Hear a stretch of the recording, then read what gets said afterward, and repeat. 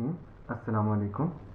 Welcome back to your online lecture series of EE222 Microprocessor Systems.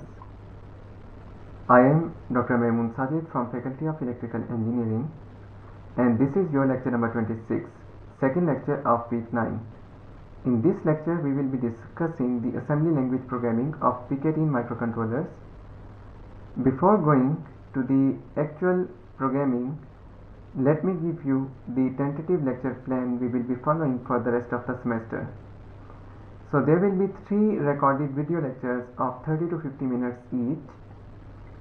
Question answer session with students will be arranged via MS Teams chat.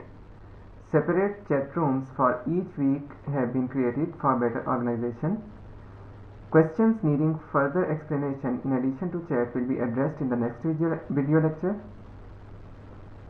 Bi-weekly online live interactive sessions may be arranged to facilitate students if required. Live sessions will also be recorded and will be available for those who were unable to attend the session. At least one assignment will be given every week that would be mandatory and that would be graded. Student attendance will be recorded through Microsoft Teams forms. 2 or 3 days will be given after the lecture is uploaded, and the student will have to answer a simple question from that lecture. And if the student is unable to answer the question within 2 or 3 days, then I will assume that the student has not watched the video and will be marked absent for that class. In Microsoft Teams, I have created your classroom for EE222 microprocessor system. You can get all the course related materials in the files tab. As you can see that all your previous quizzes, their solutions, midterm, their solution, lecture 1 to 16, your marks, reference books and data sheet and all the lecture notes are available under this files section. Your assignments would be uploaded and received via the assignment section of EE222 microprocessor systems classroom. Your attendance will be recorded through this tab, the attendance tab that has been created inside each week. So attendance for lecture number 25, 26 and 27 has been created under the week 9 channel. In addition, there is an optional feedback with each attendance form that is not mandatory for every student to fill out, but I would prefer and I would appreciate that if you can give your precious feedback along with the attendance. That will be very helpful for me to improve my lectures in the future. The course contents for this course are listed here. The portion in green has already been covered. This highlighted portion in blue is under process, and the parts in red are yet to come. Based on the course contents, we have already completed our CLO1 and CLO2 before your midterm exams, and currently we are under progress with our CLO3. The statement of your CLO3 is that the students will be able to use the instruction set of PIC18 and apply the techniques used in assembly language programming, that is mapped with PLO2, and it is on application level in Bloom's taxonomy. So in this lecture we will be targeting the CLO3 and we will be using the assembly language programming of PIC microcontroller using the standard instruction set of PIC microcontroller. Let me give you an overview of the instruction set first, and then we'll start using the MPLAB X IDE for programming the microcontroller.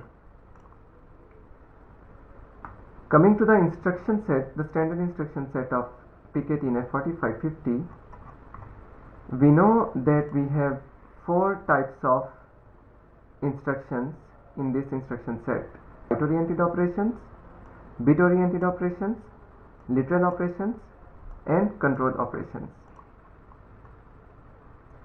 Most byte-oriented instructions have 3 operands. the file register specified by the field F, the destination of the result specified by the field D, and the accessed memory specified by the field A. A specifies whether we are using the bank select register or the access RAM. Now let's jump to the instruction table itself. Here you can see the basic standard instruction set of PIC18F 4550. Starting with the byte-oriented operations, we have instructions like add, subtract, clear, complement, increment, decrement, move, etc. And the common thing is that they all involve the field F, as you can see here in the highlighted portion. F stands for file register. So all the byte-oriented operations are performed on a data in any of data memory, in any location of data memory specified by the field F, file register. We call it file register in PIC architecture. Then we have bit-oriented operations. Bit-oriented operations also have the same field F in all of the instructions associated in this category. So this means that the bit-oriented operations are targeted for any of the registers in the data memory. They can be special function registers and they can be general purpose registers, but they have to be some in the data memory, and the address field F is there in all of them. The address field B in case of bit oriented operations points to the specific bit that needs to be cleared, set, toggled or tested.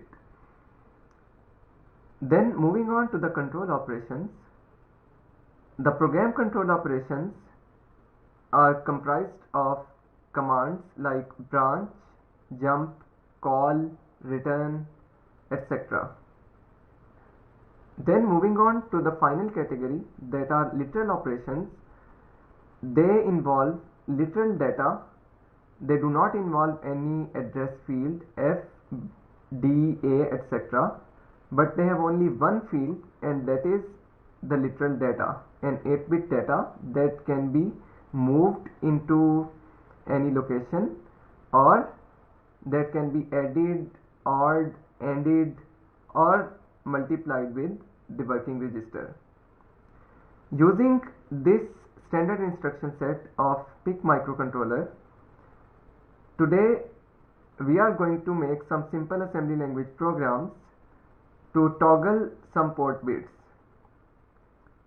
We'll be using MPLAB X IDE integrated development environment for this purpose to write the code, compile it and burn it onto the development board that we'll be using in our labs. As the students will not have access to the hardware, we'll be also using Proteus to simulate our codes on a virtual design.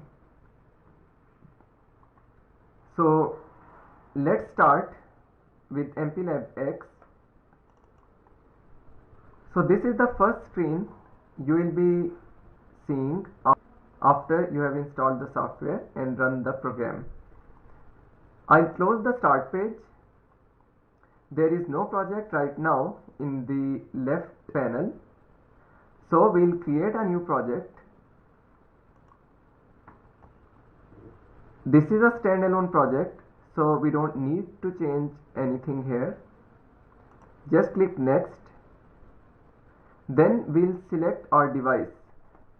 As I said that we'll be using PIC18F 4550.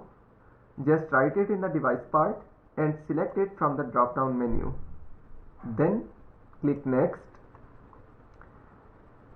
Then the select tool is optional. If you just click next, it's going to work, but as I'll be using the development board in hardware, I'll specify the programmer that is embedded into that development board, and that is PicKit2 that can be found in alternate tools, and here we can find the PicKit2. So I'll select the PicKit2. You can skip this part as it is optional because you will not be using any hardware. Then click next. This is an important option to select a compiler. There are various options in my computer, you can see here. You may not get all these options, but definitely you will have this one option, MPASM. MPASM means the MPLab assembler, compiler for the assembly language. Other options are XC8 and Hightech C18 Pro and Standard. These are used for C language programming, so we'll be using them later, but for now, as we are programming in assembly language, we'll be selecting the MPASM assembler. When we click next, the last step is to give your project a name. So I'll give this project the name of lecture number 26. The project folder is specified. You can change the project location as per your choice. The current folder automatically selected is good for me, so I'll just click finish. Now we can see that the project has been created, but if we expand these, there are no files added to this project. Our interest is the source file, because we will be writing the program in the source file. So we can add an existing source file to the project, and we can create a new source file for the project. Let's assume you are installing this software for the first time. You don't have any existing source file, so let's create a new source file. That can be created by right clicking, new, and then selecting from many options that are available.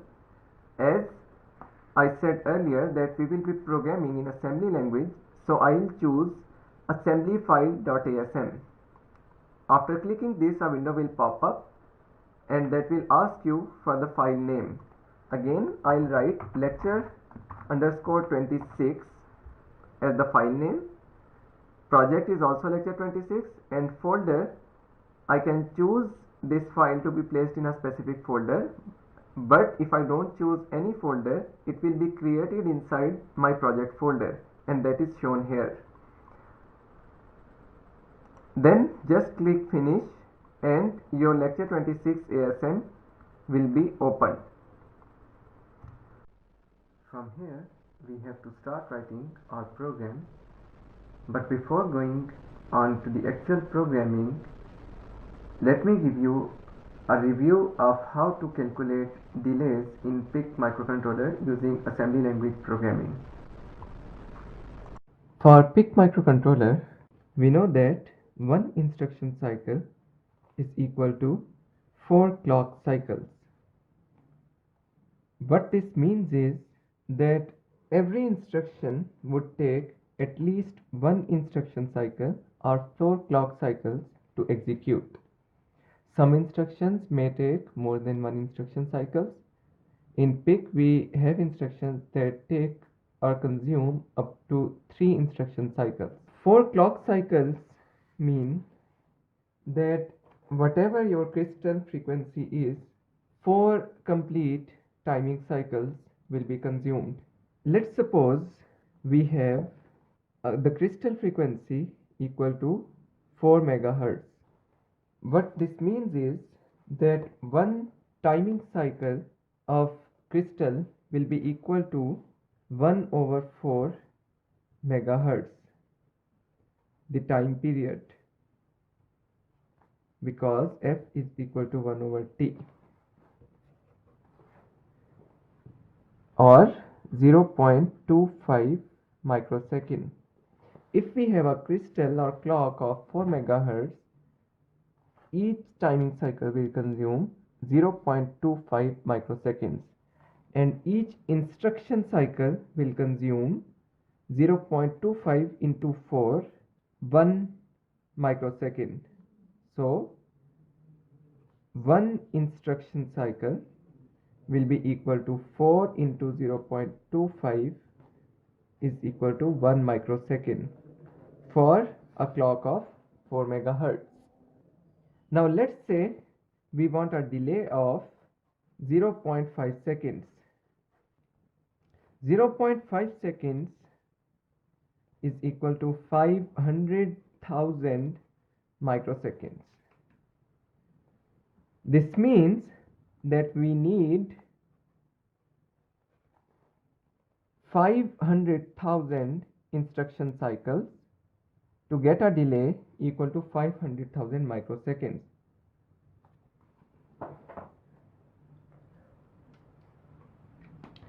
What this means is that we have to see how many instruction cycles our particular command is consuming, and then accordingly we'll execute that command for a certain number of times to get 500,000 instruction cycles out of that. Referring to your instruction set of PKTNF 4550, the command of decrement file register and skip if 0 consumes normally one instruction cycle, and it consumes 2 instruction cycles if the next instruction is skipped. Otherwise, normally it will consume 1 instruction cycle. So if we ignore this 2 instruction cycle for now, we can roughly estimate how many times we have to execute this instruction to get a delay of 500,000 microseconds. For that, we'll have to make a loop. But we know that an 8-bit controller cannot count more than 256. This means that we cannot make a single loop of 500,000 count. We have to divide the number 500,000 in multiples of 255. For now, I'll take it to 50 to keep the calculation simpler. Dividing once, it gives me 2000. 2000 is still greater than 250, so I'll again divide it. This means that we'll get 500,000 count by making a nested loop of 250 into 250 into 8. All of these numbers are now within the limit of the maximum count of an 8-bit register. So how are we going to make this nested loop? 250 into 250 into 8. First of all, we will equate, let's say, R1 to location number 00 in the memory, R2 to location number 01, and R3 to location number 02. I'm just giving these memory locations as these labels. This labeling will just make it easier for me to write the code in real time. Now we'll have to load these registers, these 3 registers with these 3 values. To load a register with a literal value, we have to go through the working register, because we don't have a command of move LF. It does not exist. So we'll have to first load the literal value to the working register. That literal value will be 250. Now 250 is loaded into the working register. Then we have a command of move WF, move working register to the file register R1. So R1 is loaded with working register that had 250. As R1 and R2 are same, so I'll again load move WF R2. R2 is also equal to 250 now, and then I'll move LW8 and move WF R3. So R3 is now equal to 8. From here we can start making our loop. I'll keep decrementing one register until it becomes 0, and then I'll check the other register, decrement it and check if it is 0 or not, and if it was not 0, I'll reload the first register and keep decrementing it. Let's write it on the next page. I'll change the sequence intentionally. You will know why. Move LW8, move WF R3, move LW 250, move WF R2, move LW 250 and move WF R1. Now decrement a file register and skip the next instruction if the file register becomes 0 after decrement. Which register? R1. Initially R1 had 250, so after decrementing it, it would become 249, that is not equal to 0. So it will not skip the next instruction. What should be the next instruction? Simply go to again 1. This loop will keep decrementing R1 and checking if it is 0, and if it is not 0, it will keep decrementing it again until it becomes 0. So this loop will run 250 times until R1 becomes 0. Once it becomes 0, it will skip this instruction, go to again 1 and go to the instruction here. Here I can write decrement file register and skip if 0 R2. Now again R2 was 250, so R2 becomes 249. When R2 becomes 249, it will not skip the next instruction. That next instruction would be go to AGN2. Where is AGN2? What do we want to do? If R2 is not equal to 0, we want to reload R1 again with 250, run this loop for 250 times again, and then decrement R2 and check if it is 0 or not. So my AGN2 will be here, reloading R1 with 250, then decrementing R1 to 49, go to again. So again this loop will be executed for 250 times once again.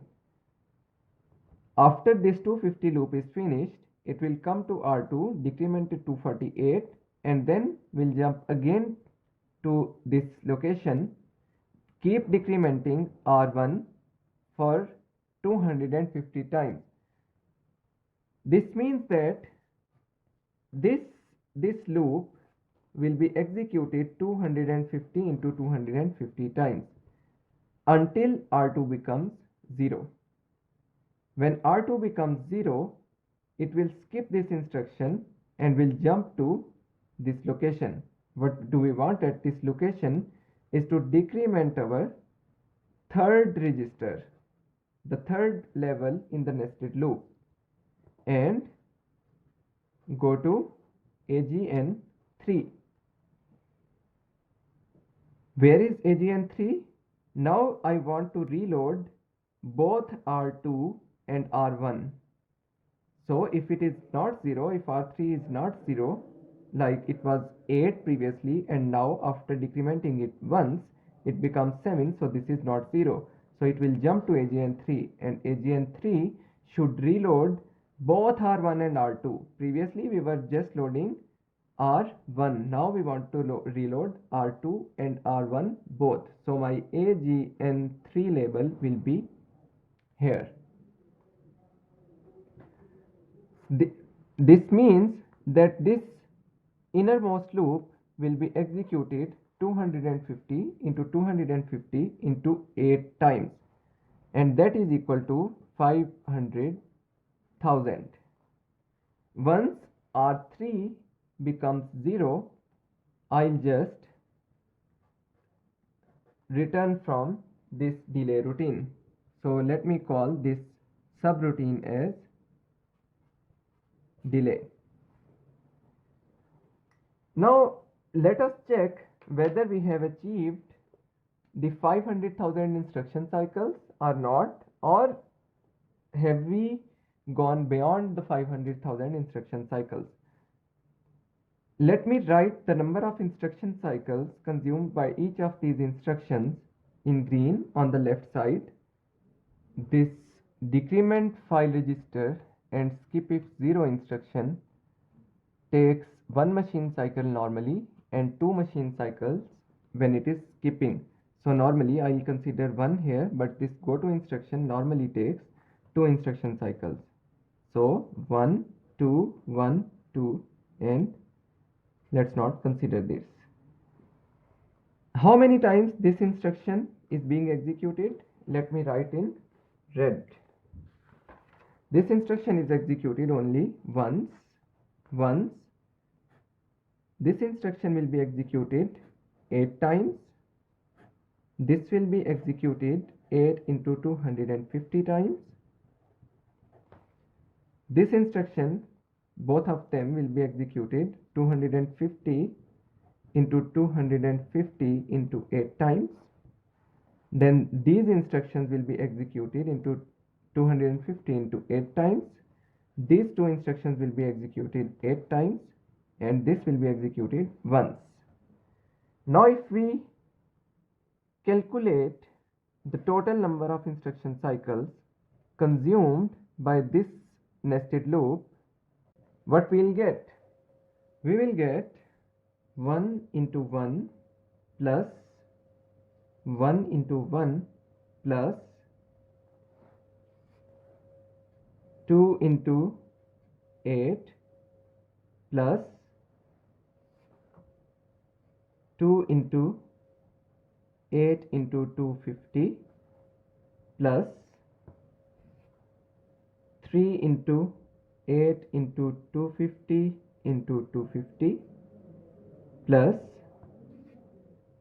3 into 250 into 8 plus 3 into 8.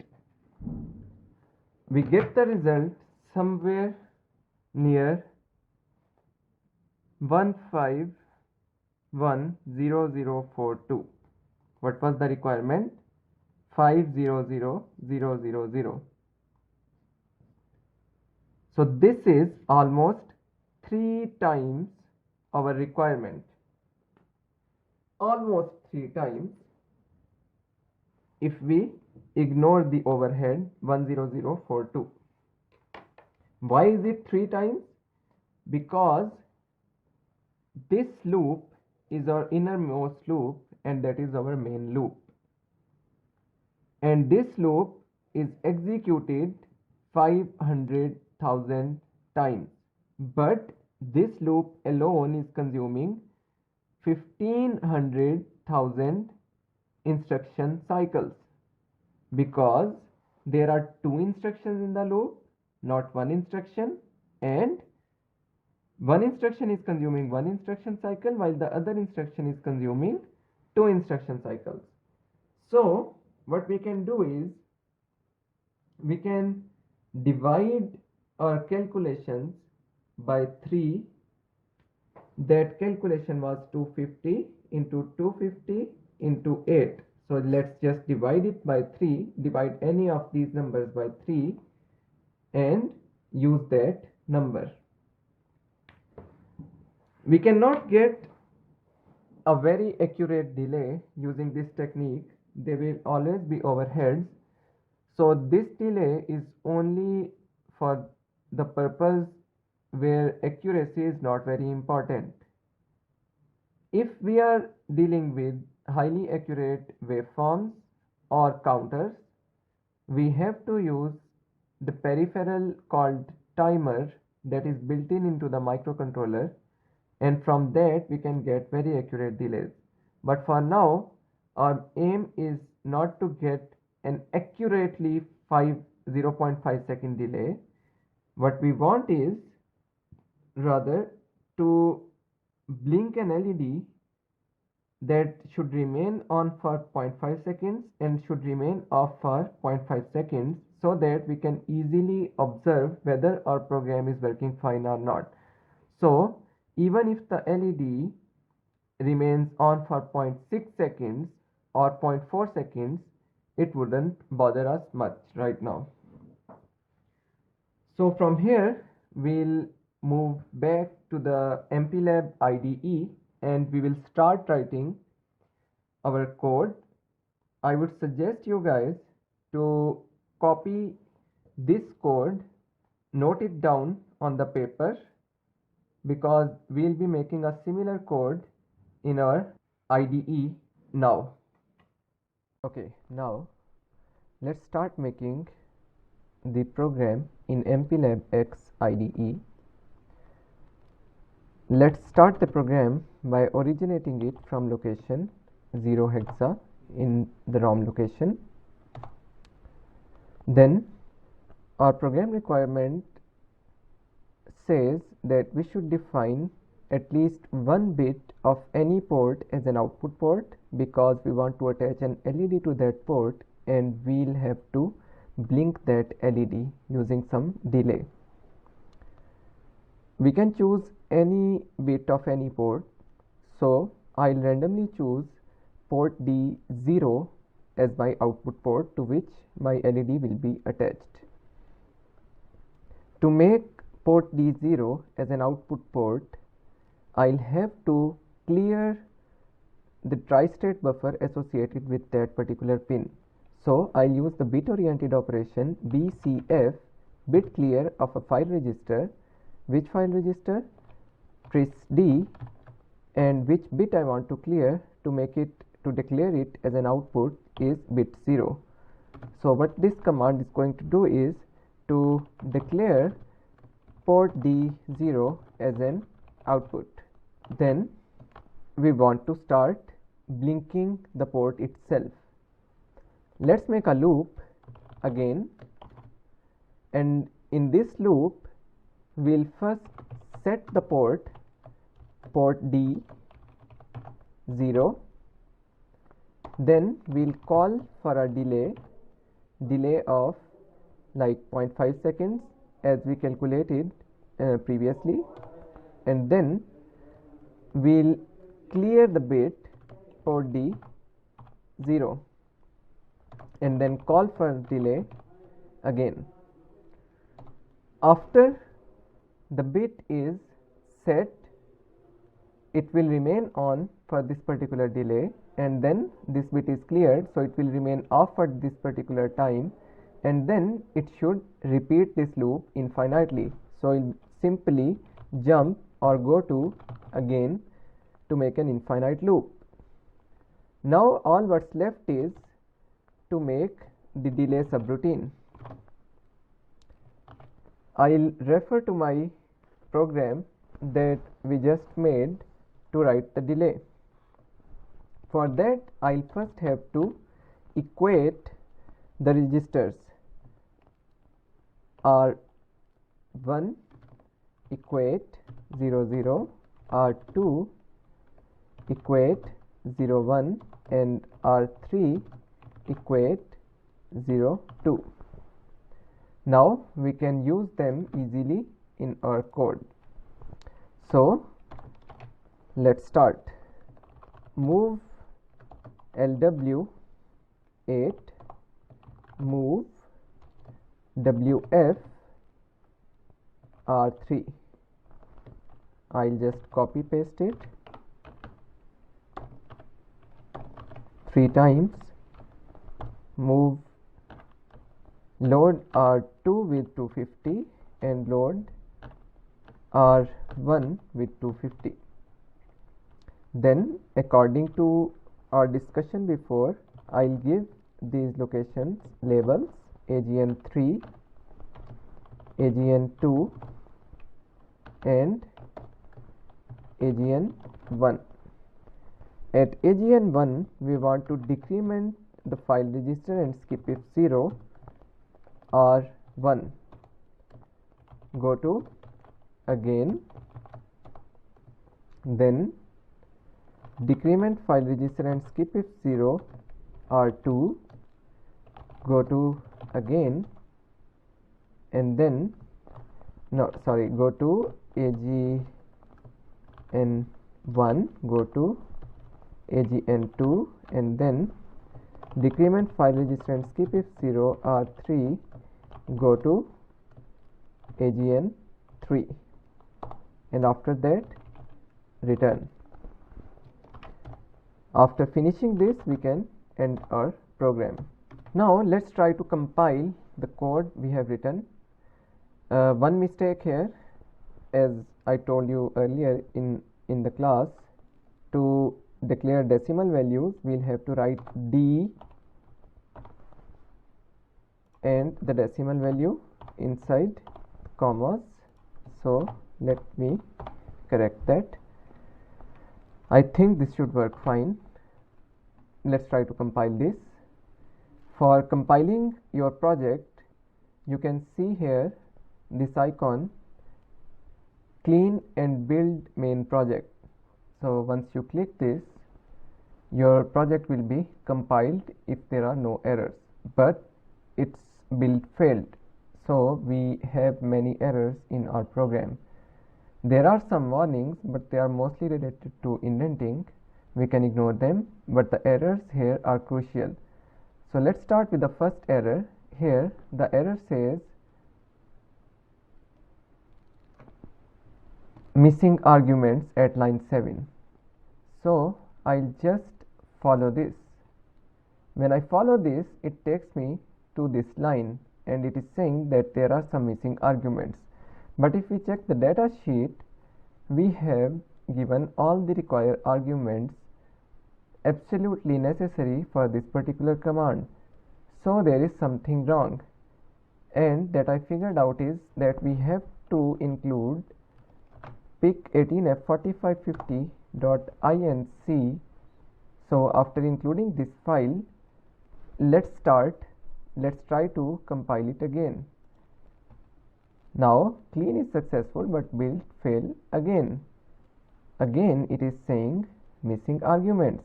So let's go here and see what's wrong. I can quickly figure it out that the comment that I gave here, I tried to give the comment using a double slash, but that is a general practice in C language. So if we replace it with a semicolon, that would be considered as a comment now, and I hope that now there will be no issue in compilation. So let's try again. Nice. Many warnings, mostly related to the indenting, but the build is successful. So now there are no syntax errors in the program we have just written. The next step is to include the configuration files to practically build this program and burn it on the development board. From where we can find those configuration bits and what configuration bits are, let's open the production window and go to set configuration bits. So once we click the set configuration bits, a window will pop up showing a number of configuration bits associated with PIC18F4550 microcontroller. Let me first tell you what are configuration bits. In any type of microcontroller, there are certain options that can be selected before running the program onto the device itself. What are those options? Like from where the clock source will be coming? Would it be from the external crystal oscillator, or would we be using the internal oscillator built into the microcontroller? Some other options are to select the default configuration of certain pins of microcontroller. There are only 40 pins, the physical connections that are provided to the user in this IC package. But there are many functions that cannot be handled by 40 pins if we dedicate each function to a dedicated separate pin. So what's been done inside the controller is that many pins are multiplexed with many different functions, and we can select which function is to be associated with a particular pin. So we can choose and we can switch between these functions while writing the code, but some of the major selections can be done using the configuration bits in the configuration code. For now, we will not be exploring all the configuration bits associated with this controller. We will discuss them in detail in our next lecture, but the main configuration associated with today's task is the selection of our clock source. If I zoom in here, this is the oscillator selection bit, FOSC, and currently what is selected is HS oscillator. HS stands for high speed oscillator. If I select the HS oscillator, the controller will consider that the clock is coming from an external high speed oscillator. Right now we can either use the external oscillator or we can use the internal oscillator. PK-TNF4550 has a built-in 4 MHz internal oscillator. So if I select this option from the drop-down menu, the 4 MHz internal oscillator will be activated, while the external high-speed oscillator will be used by USB. We are not using USB, so we are not concerned about that right now. So let's select the high-speed oscillator because we are going to burn it onto the development board. In that case it will be okay, but we are also going to simulate it in Proteus, and in Proteus we need to specify the oscillator frequency again.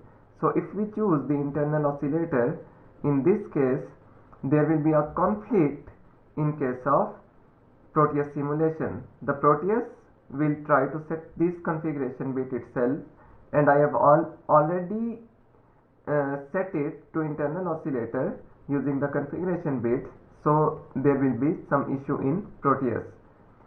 All the rest configuration bits I am leaving for now. So after you select your desired configuration, if you go here at the bottom, there is a button that says generate source code to output. Once you click that button, automated code is generated, and you can just select all and copy this code and paste it in the beginning of your assembly language code that you wrote in the source file. If you note here that once the configuration code is generated, the library pktnf4550.inc is automatically included. So that's why I think I missed it previously. Now after including the configuration bit code, let's save the file and try to build it again. The build is successful without any errors. At this point our code is ready to be simulated or transferred or burnt to the practical hardware. If we go to the output, we can see that build successful, and then there is this line loading code from D microprocessor systems example. So this is the path where your final production.hex file has been generated. What is a hex file? We used .asm file as a source code, that is assembly language file, but after compiling, this hex file .hex is generated. A compiler converts the assembly language code to machine language code. A compiler for assembly language is also called an assembler, so that machine language, as we all know, that they are ones and zeros. So that hex file is the machine language code, and there are ones and zeros, or the hexadecimal values of all that assembly language code that we have written. So that machine language code has been generated, and we will use this hex file to simulate our code or to burn it to the microcontroller. Now first let me simulate the file. I'll open Proteus, then I'll place the component from libraries. Our component is PIC18F4550. So there is just one device associated with this model, that is good. Select OK and place it here. Now this is our controller. The good thing about Proteus is that this IC is already powered up. All we need to do is to enable it using this VPP MCLR bar by providing it a 5-volt input, and load our hex file to this controller and then simulate it. So first load the hex file. You can see here the processor clock frequency is mentioned here. As I told earlier, that Proteus tries to generate this clock configuration, this particular configuration itself. So that's why we are using high-speed oscillator for now. I'll open the folder to load the file. I know where it is placed. If I remember correctly, it was in our microprocessor systems folder, examples, lecture_26, dist, default, production, and here is our hex file. The type is hex file, lecture26.production hex file. I open it, select OK, and the file is now loaded, or you can say virtually burnt onto that 18F4550 IC.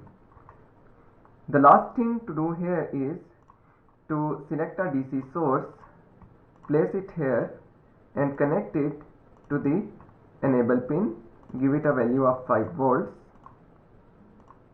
Okay, we are good to go. Now let's try to simulate this program. Before clicking the play button, let me tell you that we tried to calculate the delay for 4 MHz clock for 0.5 seconds, but we later came to know that our calculations were 3 times the desired value. So that delay should be near 1.5 seconds. The LED port D0, you can see here, this is port D0, RD0, pin number 19. This pin should remain on for 1.5 seconds approximately, and then should remain off for 1.5 seconds. You can see here that this particular pin is blinking. Blue means off and red means on. I think it is around less than 2 seconds. We were able to blink an LED, a certain LED with a certain delay. So our simulation is successful. The next step here is that I try to load this program onto the development board and see if it is working there also, and if it is working in a correct manner. Okay, so here you can see our development board, and we have our MPLAB X IDE open right now. We can load or burn this program to the board using this icon pointing down, the arrow pointing down, and you can see that is written make and program the device main project. Once you click this icon, the compiler will build the program and will burn it onto the controller. See here, the target is running, programming is completed, and you can see here that this LED is blinking. It is blinking fast. Now let's change this value to 5 and let's see what happens. Now the LED time period would increase. You can see here that the LED is remaining on for a longer period and remaining off for a longer period. This is nearly equal to 1 second, and if we further increase it to 8 as we did in our calculation, let's load it and see if a delay of 1.52 seconds is achieved or not. If you have a stopwatch, you can measure that the delay is nearly equal to 1.5 seconds for each on and off cycle. So in this lecture, we have successfully calculated the delay and written a program in assembly language for PKTNF4550 to blink an LED connected to port D0 of the microcontroller, and we have simulated it in Proteus and we have burnt it on the practical hardware. So what you are required to do here for your assignment number 3 is that you have to make a program that will send 10101010 to all the ports for 1 second, and then send 01010101 to all the ports for another second. The port outputs should keep blinking alternatively for an infinite loop. Your simulation results will look like the following. Okay, so if you see here, this is your required simulation that you have to send me the code of. If you see here, some of the bits are not changing and they are gray in color. These bits have currently been assigned or they are multiplexed to some other function and they are not behaving like digital input outputs, so you don't need to worry about that. We'll discuss the function of each bit and each pin in detail in our coming lectures. But what you are required to do is to turn on half the port alternate pins of one port at one time, and then turn them off and turn on the remaining ones. So just send me the code for this particular simulation, and if you have any questions regarding the current lecture, please send those queries along with your assignment and I'll try to address them in the next video lecture. Thank you. Stay safe. Allah Hafiz.